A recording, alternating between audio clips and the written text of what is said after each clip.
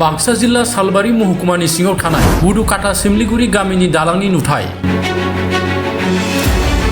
थांनाय सिगां 17 बोसोर बिपिएफ सरकार थासेयावबो दालाङा मावफुंजायासै। आथिखाल खुंथाय गोहोआव थानाय सरकारजोंबो नायसनजायासै।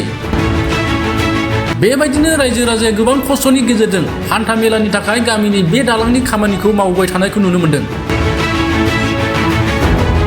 गोलाव समनिफ्रायनो रायजोफ्रा औवा खांलायना जेनलाब हेबनानै बोसोरफ्रोमबो रायजो राजानि थांलाय फैलायनि राहाखौ दिहुनबाय थाबोदों। मख'नांगोन दि बे लामाजोंनो गोबां सुबुंफ्रा सालबारिनिफ्राय भुटानसिम थांलाय फैलाय हान्थियो। नाथाय बे दालांनि गाज्रि थासारिखौ रावबो नायस'निखौ लाना गामिनि रायजो राजाफ्रा दुखु मोननाय फोरमायदों।